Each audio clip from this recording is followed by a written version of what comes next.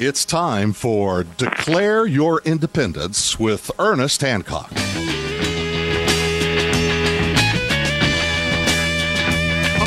woman, stay away from me. American woman, mama, let me be. Let me be, let me be, let me be. Because this is what's going on.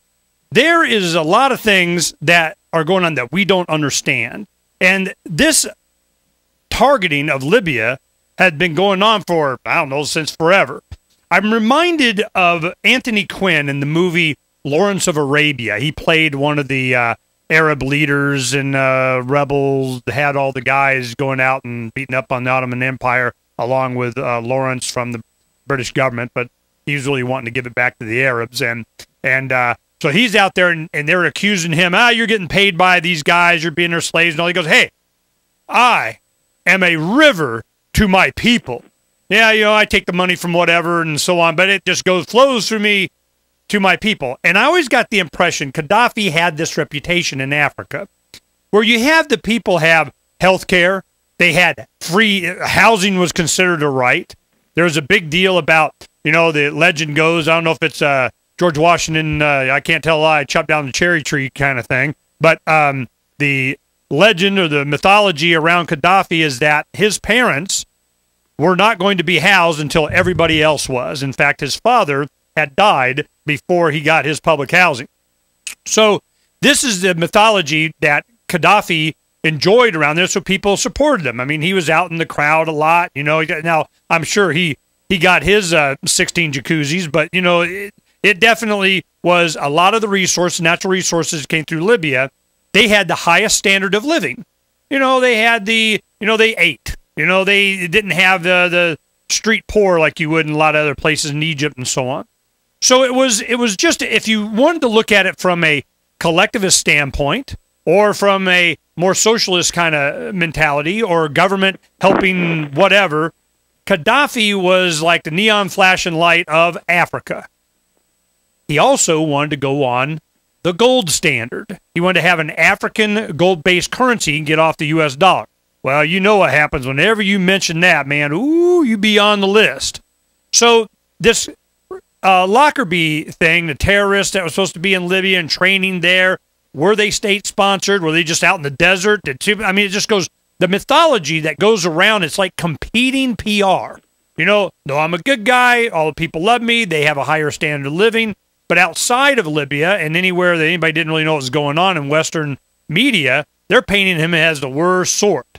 So it was difficult for them to do when he had such support at home. Why were they targeting him? And why is it that when they started, pulling the trigger on this thing, you get the UN resolutions, he's bad guy, he's next, we're done with whatever. We got Afghanistan, Iraq, Yemen, Somalia, Egypt, and Egypt. They're all falling like dominoes, and all of a sudden, now it's Libya's time. And I have to question when Russia and China could have stopped it. They didn't. Even though China was being heavily invested in the natural resources in Libya, there had to be some kind of a payoff. I mean, it was just about money. They just pay them off and evacuate your people, and the bombing begins. There's something else going on, and we need to understand it. Stephen thinks he understands it. Well, don't keep it to yourself, man. Stephen Lendman, help us out. Well, I can't read the mind of Russian and Chinese diplomats, Ernie. Something absolutely must have been going on.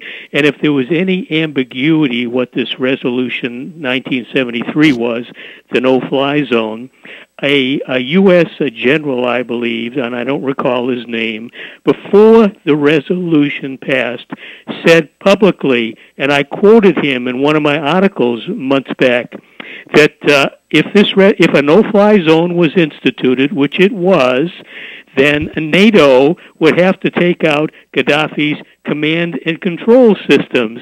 In other words, he was saying, we will have to bomb. So the no-fly zone was a license to bomb. Russia knew it. China knew it. They knew exactly what would happen. Why didn't they veto it? The first thought that crossed my mind was either there was a deal cut or they knew, and I suspect this is true, they knew that even if they vetoed the resolution, Washington, Britain, and France would basically ignore it and do what they want to do anyway. They would simply waltz around the veto. They would find another pretext. If it wasn't there, they would invent it and claim they were doing it to self-defense, protect the Libyan people, a pack of lies. But, they repeat the lie often enough. And, as an old-time journalist said many, many years ago, the bewildered herd will believe anything if you repeat the lie often enough, because people don't take the time to find out. But there's no question, Ernie, the war is blatantly illegal. I call it one of history's great crimes. I am so affected by what the Libyan people are going through. They had such a high standard of living. It was the most developed country in Africa. Why did they go after Gaddafi? Not because he was a bad guy, because he was a good guy in terms of what he did with his country's oil wealth. He gave a small country, 6 million people. Greater Chicago has a larger population than the whole country of Libya, and great oil wealth. So he had lots of money to throw around. He could do anything he wanted with it. He didn't have to borrow any money from predatory international banks. He loaned out money interest-free. He didn't need any interest. And Islamic law kind of frowns on interest, but he could afford it. He didn't need to charge interest.